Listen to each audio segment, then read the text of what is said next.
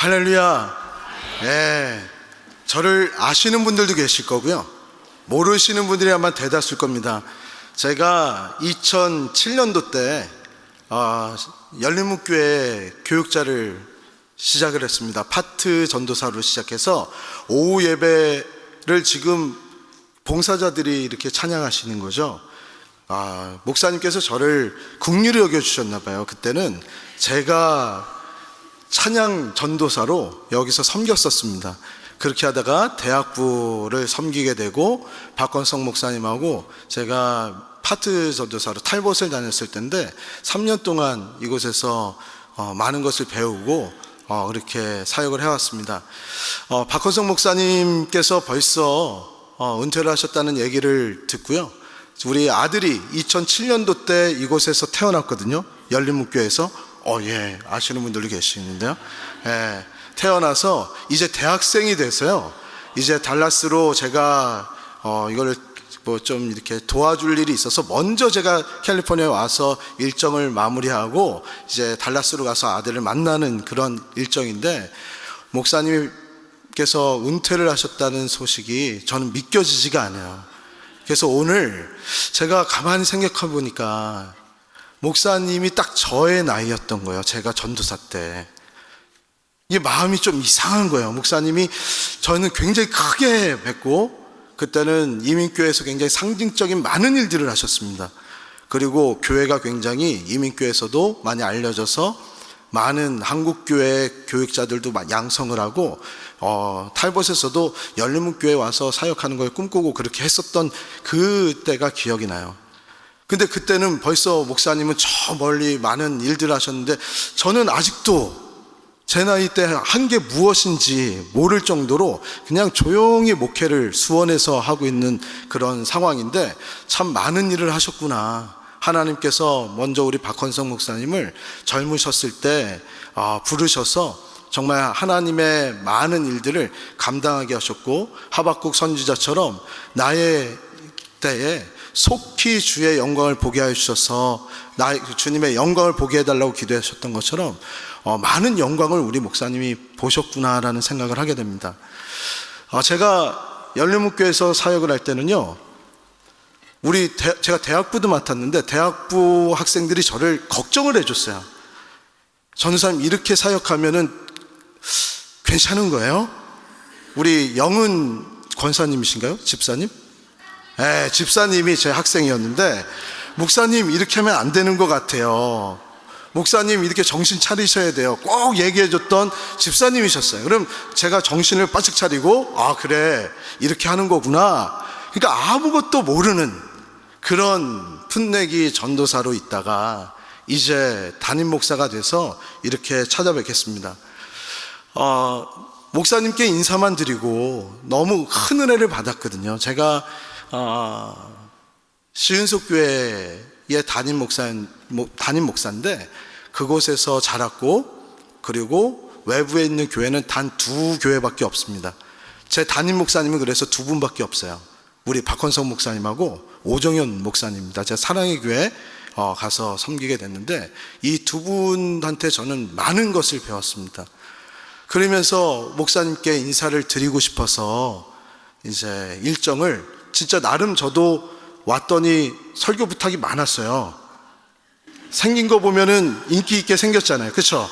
네, 실제로 인기가 있어요. 그래서 여기저기서 목사님 설교해달라 그래도 저는 박건성 목사님 인사 가야 된다. 그래서 정말 여기 왔는데, 또 오후 예배를 제가 미국에서 첫 사역, 이 찬양 예배 했던 이곳에서 또 말씀을 전할 수 있는 기회를 주셔서 정말 저는 너무나 행복했고, 오늘 어떤 말씀을 가지고 나눌까 하다가 제 기억 속에 정말 행복하게 남아있는 열린문교회를 한번 전해봤으면 좋겠다, 그 생각을 했습니다.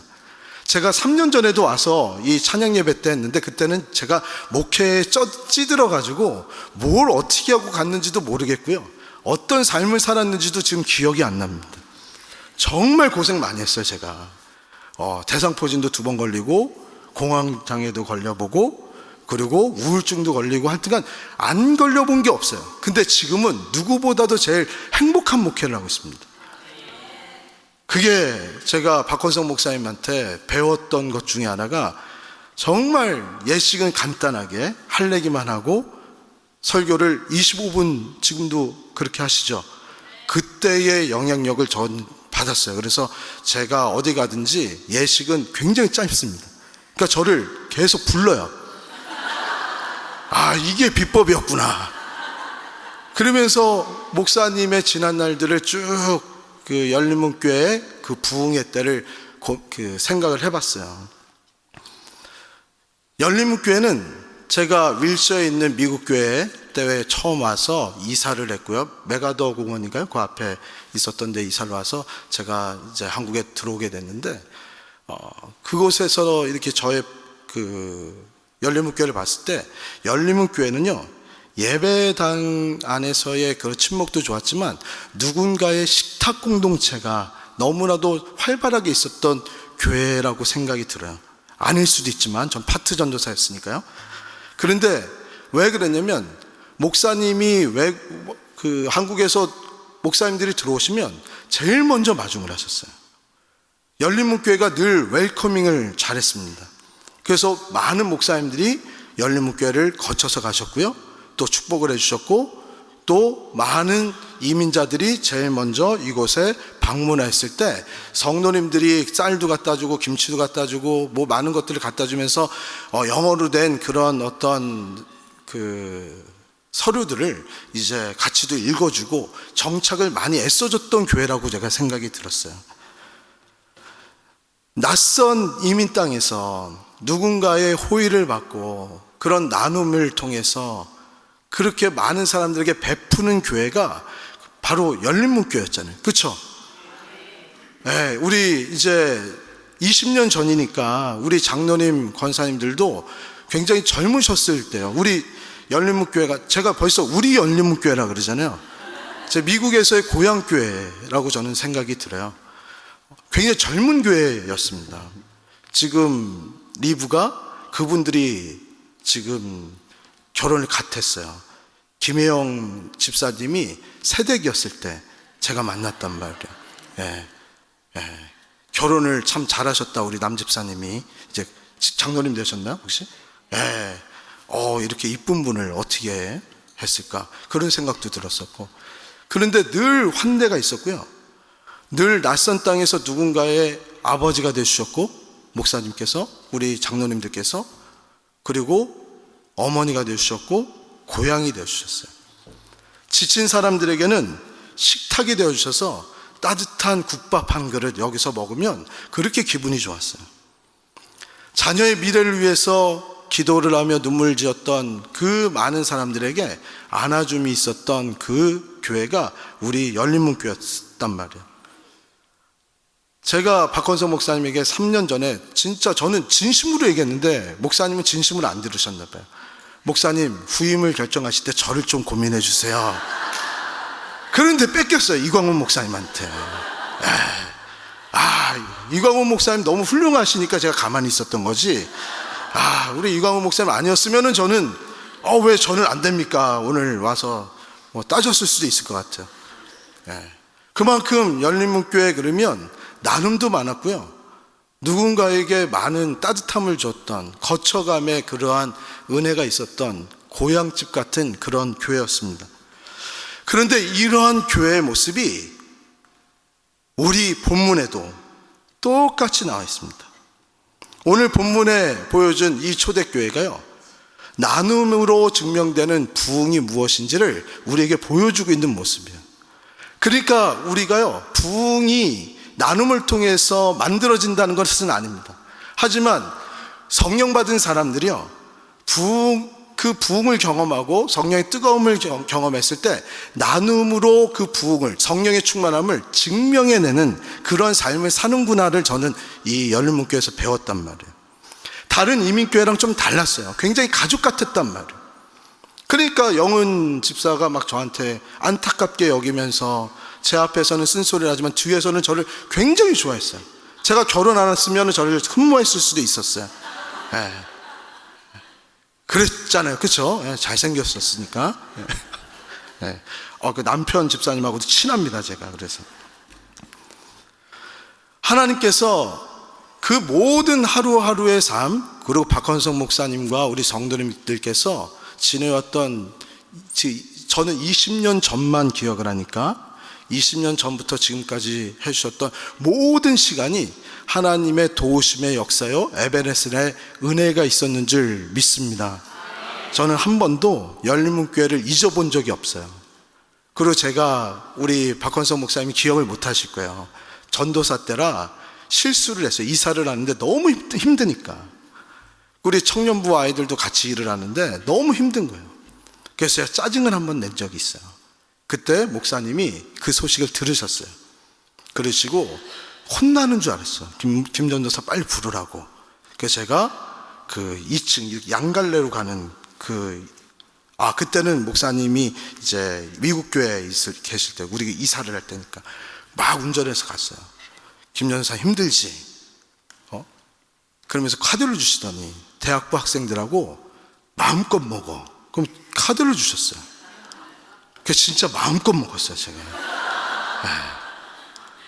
그렇게 실수도 정말 목사님께서 덮어주시고 늘 그렇게 사랑으로 이끌어 주셨단 말이에요. 하나님은 그 에베네셀의 은혜를 우리 성도님들에게 기억하시고요, 반드시 지금 또 다른 영광을 준비하시면서 지금 이곳에 계신 성도님들을 새롭게 꿈꾸게 하시고 부흥을 통한 하나님의 꿈을 또 이루실 줄 믿습니다. 모세가 자신의 모든 일을 다 마쳤을 때 하나님의 꿈도 끝나지는 않았잖아요. 하나님의 꿈은 계속 이어졌단 말이에요. 그러니까 박헌성 목사님께서도 이 일이 끝났다 그래서 끝나시는 게 아니에요. 또 소명은 영원한 거니까. 그리고 우리 이광훈 목사님은 그 안에서 또 하나님의 놀라운 일들을 또 이곳에서 이루실 줄 믿습니다. 제가 너무나도 옛날에 지금도 그렇겠지만 열린문교회를 보면서 떠올리면서 오늘 이 말씀을 봤을 때 다시 한번 우리 열린문교회가 다시 이렇게 회복하고 부흥했으면 좋겠다라는 메시지, 그 첫 번째가 뭐냐면, 오늘 본문에서 이야기해 주시는 것은 성령은 소유의 주인을 바꾸신다는 사실이에요. 소유하는의 주인이 바뀌어요. 44절의 말씀에 믿는 사람이 다 함께 있어 모든 물건을 서로 통용하고 라고 말씀하셨어요. 통용한다는 말씀이 있습니다. 어떤 분들은 저에게 물어봐요. 이 통용한다는 말이 그럼 모든 것을 다 바치고 모든 것을 다 팔아서 교회에 갖다 바치라는 그런 얘기입니까? 아니에요. 원뜻은 공동으로 가지고 있다는 거거든요. 이것을 공동의 소유라고 생각하다 보니까 이것이 우리의 마음을 굉장히 어렵게 만듭니다. 하지만 이 말씀의 핵심은 재산이 아니에요. 주인됨이 누군지에 대한 것을 분명히 알려주고자 하는 메시지란 말이에요. 성령이 임하니까요, 내 거라고 생각했던 나의 재산이 하나님이 나에게 맡겨주신 것이구나 라고 깨닫게 된 거예요. 그러면서 내 돈, 내 시간, 내 집, 내 계획, 내 인생, 그 모든 것들을 성령님께서 다시 한번 살피게 하셔서 하나님이 나에게 맡기신 것을 깨닫게 하시니까 그 뒤에는 이것이 나의 것이 아니라 하나님의 것이구나를 알게 됐고요, 그 안에서 서로 통용할 수 있는 것들을 바라보게 된 거예요. 우리는 하나님께서 맡기신 청지기로서의 삶을 살아가고 있다는 거 다 알고 있잖아요. 통용했다라는 것은 내 소유권이 없어졌다는 것이 아닙니다. 소유는 때로는 다 같이 나눠서 없어질 수도 있지만 소유는 그대로 있을 수도 있어요. 소유는 있지만 사용의 목적이 달라진 것이 바로 통용했다는 겁니다. 성령님께서 우리 성도님들의 마음을 바꾸셔서요, 우리의 삶의 소비의 방향을 바꿔놓으시는 거예요. 성령이 임하시기 전에는 어떻습니까? 명품을 다 사기를 원하죠. 제가 지금 넥타이가 명품이에요. 이거 제 거 아니라 제가 미국에 올 때 넥타이를 두고 와가지고 이전에 설교했던 목사님이 줬어요, 선물로. 명품을 하든 제 얼굴이, 전 뭘 하든 제 얼굴이 명품이거든요. 하나님을 섬기는 사람은 뭘 하든지 하나님이 명품이에요. 그러니까 내 모든 것들이 다 하나님께서 맡기신 것이고 가장 값진 것이 무엇인지를 깨닫게 된 것이 성령이 임하셨을 때의 모습이라는 거예요. 헨리 나이우엔의 책 중에 하나가요, With Open Hands라고 있어요. 열린 손으로라는 책인데, 거기서 첫 장에 이런 얘기가 있습니다. 굉장히 나이 드신 분이 치료를 받으러 갔는데, 한 노인이 정신병원에서 그 치료를 받으러 갔는데 오른손이 동전알을 꼭 쥐고 있는 거예요. 이걸 안 놓치는 거예요. 그래서 이걸 놔야 맥박도 잡고 이제 치료를 할 수 있습니다. 근데 끝까지 안 놓는 거예요. 왜? 이거 하나 뺏기면 내 인생 전부가 뺏긴다고 생각을 했어. 그런데 이것이 우리의 인생과 똑같지 않습니까? 하나님께서 이것을 손을 펴야 하나님께서 진단을 하고 하나님께서 베풀어 주실 것이 있고 또 다른 것들이 자꾸 우리 손에 쥐어질 수 있는데, 우리는 우리의 쥐어진 것이 단주한다는 거예요. 삭개오를 보면 우리는 너무나 잘 알고 있어요. 내 소유의 절반을 예수님께 바치겠다라고 했잖아요. 예수님이 먼저 바쳐라라고 얘기 안 했잖아요. 예수님을 만났을 때 삭개오는 자신의 삶의 주인이 누군지를 깨달은 거야. 그리고 나서 자신의 삶에 갖고 있는 것이 무엇인지, 내 손을 꽉 잡고 예수님보다 더 꽉 잡고 있는 것이 무엇인지 그것을 보게 됐을 때 나의 인생의, 나의 재산의 절반을 내 자신이 착취했던 사람들에게, 그리고 어려운 사람들에게 나눠주겠다라고 하면서 사람이 바뀌니까 돈의 방향성이 바뀌었다는 사실입니다. 우리는 너무나도 잘 알고 있죠. 물질이 있는 곳에 뭐가 있어요? 마음이 있죠. 아멘이세요? 우리는 아멘 그러는데 그런 삶을 잘 살지는 못해요. 물질이 있는 곳에 마음이 있는데, 돈의 흐름이 있는 곳에 내 마음이 있다는 것을 보고 오늘 잠깐 생각해 보세요. 나의 마음이 어디로 향하고 있는지, 비트코인인지 테슬라인지 아니면 어느 곳인지. 오늘 우리의 손을 억지로 제가 비틀어서 이것을 열겠다는 것이 아닙니다. 다만 제가 질문하고 싶은 게 있어요. 내가 지금 쥐어지고 있는 것이 무엇인지를 한번 살펴보라는 거예요. 하나님의 은혜인지 아니면 다른 것인지. 이 질문 앞에서 오직 하나님께서 주시는 은혜의 결과물만 손에 주시는 우리 모든 성령 되시길 주님의 이름으로 축복합니다. 성령께서 소유의 주인을 바꾸시면 닫힌 손이 열려집니다. 이것이 부흥인 줄 믿으시기 바랍니다. 두 번째는 뭐냐면, 성령님께서 임하시니까 우리의 시선이 바뀐다는 거예요. 45절의 말씀입니다. 우리 45절의 말씀 한번 띄워줄 수 있으실까요? 우리 다 같이 한번 읽어보겠습니다. 시작.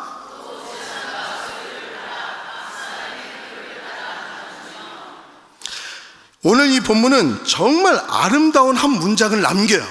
뭐냐면 각 사람의 필요를 따라. 얼마나 아름답습니까? 내가 필요한 것이 많아. 그러니까 누군가 나에게 이 말씀을 보면서 그래, 누군가가 나의 필요를 충족시켜줘야 돼.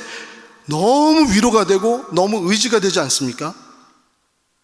성령님은 근데 우리가 이것을 나로만 보는 것이 아니라 내가 가지고 있는 것을 다시 한번 살펴보면요, 성령님이 내 필요만 바라보면서 살아가는 눈을 뭘로 바꾸시냐면 상대방의 필요가 무엇인지를 바라볼 수 있는 눈을 가지게끔 만든다는 거예요. 복음은 사람을 다시 한번 보는 거예요. 왜 방문객이라는 그 시를 아십니까? 정종현 시인. 한 사람이 나에게 온다는 것은 그 인생이 나에게 다가온다는 거예요. 그런데 우리는 앞에서 같이 이렇게 찬양대도 하시고 다 잘생기시고 예쁘시고 그러니까 다 아무 문제가 없는 줄 알아요. 근데 오늘 이 예배에 오신 우리 성도님들 뒤는 어떻습니까? 기도의 제목들이 많이 산재되어 있지 않습니까? 우리 자녀들의 문제가 있고 영어의 문제가 있고 스테러스의 문제가 있고 여러 가지 우리의 삶의 문제들이 산적해 있는데 우리는 그것을 보지 못하고 그냥 돌려보낼 때가 있단 말이에요. 그것들을 얘기를 못한단 말이에요. 그 아픔들을. 근데 우리 성령 받은 사람들은 그 인생, 오늘 한 주 동안 고생하고 왔던 그 한 분 한 분의 뒷 이야기들을 궁금해하고요, 그 뒷 이야기의 그 진보다리들을 정말 무거운지 가벼운지를 볼 수 있는 눈이 있다는 거예요. 1907년 평양 대부흥 운동이 일어났습니다. 성령님이 강력하게 임했을 때 많은 회개의 역사도 일어났어요. 그런데 이 회개의 역사가 이 부흥의 진짜 증거가 되었다라고 얘기하지 않습니다. 오늘 본문도요, 성령님께서 함께 하셨던 그 순간을 이야기하면서 그 놀라우신 현상들을 이야기하기보다는 서로 통용하고 나눠주고 사랑을 베푸는 것들을 이야기하는 것으로 더 많은 시간을 할애한단 말이에요. 그러니까 성령님께서 함께 하셨다는 것은 그 불로 임했던 그것도 너무나도 중요한 거지만, 그 이후에 성령 받은 자들의 삶의 태도를 통해서 진짜 성령 받아 부흥했는지 아닌지를 알게 된다는 거예요. 성령 받았더니 평양에서 이 하나님의 은혜를 받았던 사람들이 어떻게 살아갑니까? 그들의 시선이 바뀝니다. 그동안 볼 수 없었던 것을 보기 시작했어요. 자신들이 착취했던 그 악함을 보게 됐고요, 주위에 있는 성도님들의, 이웃들의 어려움을 보기 시작했습니다. 내가 잘못한 사람에게 찾아가서 회개를 했고요, 내가 상처 준 이유까지도 찾아가서 회개를 하는 역사가 일어났어요. 저는 이것이 평양 대부흥운동에만 일어났다는 그 현상이라고 보지 않습니다. 우리 민족이 처음에 이민의 첫 시작은 바로 이 초대교회와 같은 마음이 있었어요. 이민사회는 펼쳐진 손이었습니다. 1903년 1월 13일 날 우리 동포들이 호놀룰루로 배를 타고 옵니다. 그곳에서 사탕수수에서 정밭에서 엄청 자신의 이름을 부르는 것이 아니라 번호 넘버를 불려가면서 일을 하면서 한 푼 한 푼 모읍니다. 11시간을 일하고 65센트를 받았다 그래요. 여자들은 50센트를 받았습니다. 그래서 그렇게 힘들게 일한 것을 가지고 16불을 모아서요, 한국에 보냈습니다. 그래서 인하대학교를 세우고 독립운동을 계속 지속하게 했단 말이에요. 조금만 더 가면 리버사이드가 있잖아요. 안창호 선생님이 거기서 오렌지 밭에서 우리가 오렌지를 따면서 이런 얘기를 했잖아요. 오렌지 하나를 정성껏 따는 것이 나를 위한 것이라고. 오렌지 한 개, 보잘것없지만 그 한 개가 공동체 안에서 한 마음이 주어져서 함께 그것이 모아졌을 때 놀라운 역사가 됐잖아요. 우리 열린문교회도요, 하나님께서 이전에 은혜를 베풀어 주셨을 때를 쭉 살펴보면 그런 나눔이 굉장히 활발했습니다. 그런데 그것은 과거의 일만일까요? 아니요. 더 위축하면 위축될수록 더 많은 선한 일들을 해야 돼요. 제가 우리 시은속 교회가 우리 박건성 목사님이 너무 잘 알으시는데 굉장히 부흥이 많이 됐었어요. 그래서 제가 갈 때는 굉장히 힘들었습니다. 그래서 저도 하나님 앞에 제가 하나님이 기뻐하시는 일만 하게 해주옵소서 기도했단 말이에요. 그래서 제가 망하더라도 하나님이 기뻐하시는 일 하다가 망하면 하나님 나라에서 큰 성공인 줄 믿습니다. 그래서 우리 당회원 장로님들한테 망하더라도 세상 사람들이 볼 때 망하더라도 하나님이 기뻐하시는 일을 하면서 우리 망하자고 선교를 했고요, 서로 나눴고요, 서로 더 어려울 때 더 많은 것들을 헌신하자 그랬어요. 저부터 그렇게 했어요. 우리는 나눔이, 위로가 언제 필요한지 너무나 잘 알잖아요. 위로가 언제 필요하세요? 절망 속에 있을 때, 평안할 때 위로가 필요하세요? 아니에요. 그런데 우리는 어려울 때 위로의 손길을 나도 어렵다 그래서 서로 굉장히 인색하게 될 때가 있어요.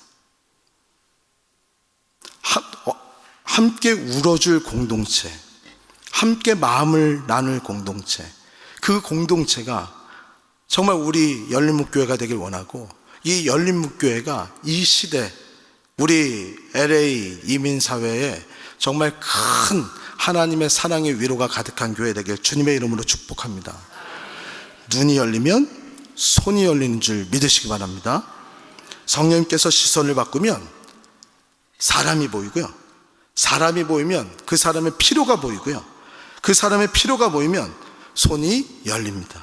이것이 부흥인 줄 믿으시기 바랍니다. 마지막 세 번째요. 세상은, 이 세상이 복음을 보게 하십니다. 성령은 세상이 복음을 보게 하세요. 우리의 삶을 통해서. 47절의 말씀 우리 다 같이 한번 읽어보겠습니다. 시작.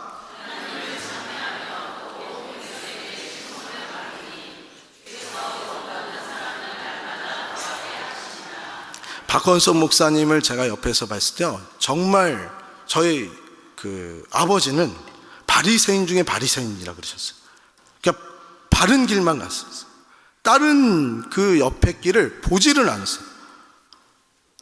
그 한 길 목회에 전념하셨단 말이에요. 교회와 그리고 이민사회 그리고 이민교회들을 돌보시는 일에만 전념을 하셨어요. 그런데 오늘 보면 그 삶이 맞는 거예요. 오늘 세상은요, 이 베드로의 이 설교를 다 이해할 수가 없었어요. 우리도 먹고 살기 힘든데 다른 사람들의 그런 부흥까지도 우리가 책임지는 것처럼 느껴진단 말이에요. 오늘 이 사도 바울의 설교를 그 초대교회 성도들도 다 이해하지 못했고요, 그리고 그 베드로의 설교에 공감도 다 똑같이 하지는 못했을 거예요. 제가 설교했다고 오늘부터 우리 나눔을 생활합시다 그렇게 따르는 사람들이 많이 없잖아요. 왜 보시죠? 그거는 목사님이 능력이 없어서 그런 거고 그렇게 보시는 것 같은데, 권사님들이. 그러지 않잖아요. 설교를 들어도 공감이 되지만 삶으로 살아가는 게 어려워요. 오늘 보면 복음은 아는 것이 아니고요, 사랑에서부터 복음이 잉태된다는 것을 알 수 있어요. 누가는 이어서 계속 기록합니다. 주께서 구원받는 사람들을 날마다 더하신다고. 교회가 사람을 억지로 모아서 부흥한 게 아니에요. 사도들의 입술로 고백되어지는 복음을, 그 선포를 통해서 교회는 그 삶을 복음의 삶으로 보여줬고, 그리고 그렇게 됐을 때 구원받은 자들의 수가 날마다 더한다는 거예요. 한번 잘 생각해 보세요. 전에 말씀드렸던 것처럼 우리 열린목교회만 오면 우리 뒤에 있는 그 무거움을 같이 나눠줄 수 있는 사람들이 많다고 생각해 보세요. 같이 울어줄 사람들이 많고요, 열린 손이 이곳에 많다고 생각해 보세요. 우리가 생각할 때 돈이나 재산이나 건강이나 그것들을 다 우리는 하나님이 주시는 그 열매라고 생각하지만요, 그 열매가 될 수도 있지만 대부분은 그것은 무성한 잎사귀예요. 그 하나님이 주시는 무성한 잎사귀의 때에 우리는 하나님의 열매를 맺히기 위해서 그 잎사귀가 풍성했을 때 우리는 최선을 다해야 된다. 나에게 주신 것이 1달란트든 2달란트든 3달란트든 오늘 나는 최선을 다하는 하나님의 영광을 위해서. 건물보다도 우리는 공동체가 더 우선이라는 것을 많이 느끼셨을 거예요. 설교보다도, 우리 설교의 설교보다도요, 우리의 삶이 먼저이고, 우리의 삶 안에서, 이민사회에서 보여주는 우리의 변화된 삶이 그냥 예수 믿으세요라는 우리의 고백의 전도보다 더 강력한 전도의 도구란 말이에요. 사랑은 복음의 장식구가 아니에요. 복음의 증거인 줄 믿으시기 바랍니다. 세상은 우리의 프로그램보다도요, 하나님의 사랑을 지키며 서로 배려하는가 안 하는가를 지켜보고 있는 거예요. 이 교회는 사랑이 많구나 그러면 엄청 이곳저곳에서 많은 위로받을 자들이, 하나님이 필요한 자들이, 그 하나님의 사랑이 필요한 많은 자들이 몰려올 줄 믿습니다. 우리 옆에서 가장 가까이에서 이 사랑의 삶을 지켜보는 사람이 있어요. 누굴까요? 새롭게 담임 목사님이 된 이광훈 목사님이 불꽃 같은 눈으로, 매 같은 눈으로 잘 살고 있나 보고 계시나요? 아니죠. 우리의 자녀들이요. 자녀들이 운전할 때 목사님들에 대한 이야기들을 듣고, 교육자들에 대한 이야기를 듣고, 교회에 대한 이야기를 듣고, 그리고 말씀에 대한 충성심과 전심으로서의 삶의 모습을 다 지켜본단 말이에요. 그 아이들은 아무리 예수님 잘 믿어 라고 얘기해도 우리의 부정적이고, 그리고 때로는 우리가 교회에 강력하게 전달해야 될 의사의 표현보다도 우리 부모님들께서 정말 목사님을 사랑하고 교회를 사랑하고 헌신하는 모습에 우리의 자녀들은 믿음의 유산을 받아서 이것이 교회구나를 깨닫는단 말이에요. 저 어른들이 서로 사랑하고 있구나 아니구나를 우리 자녀들은 너무나도 잘 알고 있어요. 제가 오늘 요번에 미국 오기 전에 우리 전교인 수련을 했습니다. 더 커지기 전에 우리 전교인 수련을 하자. 오크밸리라고 정말 한국에서 좋은 리조트를 빌렸어요. 그곳에서 어린아이부터 장년들까지 다 너무 행복했어요. 또 수련을 하자는 거예요. 전교인 수련을 하자는 거예요. 그랬을 때 서로가 서로를 섬겨주고, 서로를 배려해주고, 서로의 나쁜 이야기들을 코 곤다 뭐한다 했을 때 코 고는 것도 음악이라고 생각하면서 서로 격려해주자. 제가 그 한 달 동안 제가 설교를 했어요. 그러니까 그때에 너무 행복한 거예요. 아이들이, 부모님들이 집에서의 그 우울함과, 지금 한국이 경제가 많이 안 좋거든요. 그 안에서의 그런 어려움의 모습들이 다 사라진 걸 본 거예요. 우리 자녀들에서도 혹시 이거 아세요? 와이파이라고 들어보셨어요? 우리 자녀들 핸드폰 데이터를 다 뺏어가요. 그리고 계정을 뺏어가요. 그걸로 마약을 사고요. 그걸로 게임 머니를 사서 이 아이한테 빚쟁이가 되게 만들어요. 그게 우리 교회 자녀 중에 한 명이 있었어요. 그 아이가 살기를 싫어했어요. 근데 이번 수련회 와서 너무 행복해 한 거예요. 그래서 목사님 또 가고 싶어요. 또 가고 싶어요. 그리고 교회가 이렇게 행복한 곳인지 처음 알았어요. 그래, 누군지 몰라요. 우리 교회 성도님들이 이런 일이 있는지도 몰라요. 그래, 네 편이 많아. 하나님이 너의 편에서 늘 좋은 사람들을 계속 주실 거라고. 그러니까 교회 공동체 안에서 치유가 일어나고요. 그리고 4년 전에는 동성애자가 왔는데 우리 교회에 그 동성애자가 치유받아서 신학을 하고 있어요. 그게 교회 아닙니까? 성령님께서는 우리의 삶을 바꾸시길 원하세요. 아멘이십니까? 나눔을 통해서. 우리 세상은, 우리 자녀들은 이 나눔의 손을 통해서 복음을 보는 거예요. 이것이 부흥인 줄 믿으시기 바랍니다. 이제 말씀을 맺을게요. 사랑하는 열린문교회 성도 여러분, 우리는 다시 우리의 움츠렸던 손을 다시 펴야 됩니다. 무슨 힘으로 펼 수 있습니까? 우리 힘으로 펼 수 있어요? 나 펴야 돼. 절대 못 핍니다. 제가 공황장애가 있다 그랬잖아요. 공황장애를 저는 이제 평생 친구로 저는 생각하고 살아요. 그런데 어떻게 대처하는지를 알았어요. 나의 공포감보다, 나의 우울함보다 더 크신 하나님의 은혜가 있어요. 그 공포감이 왔을 때 저는 무릎을 꿇어요. 나의 움츠린 것들을 다 하나님 앞에서 펴요. 안 죽더라고요. 정말 공포스러워서 죽을 것 같아서 죽고 싶은 그 심정을 아세요? 저는 다 저보다 다 적인 줄 알았어요. 우리 장로님들이 저를 해하는 줄 알았어요. 다 내 욕하는 줄 알았어요.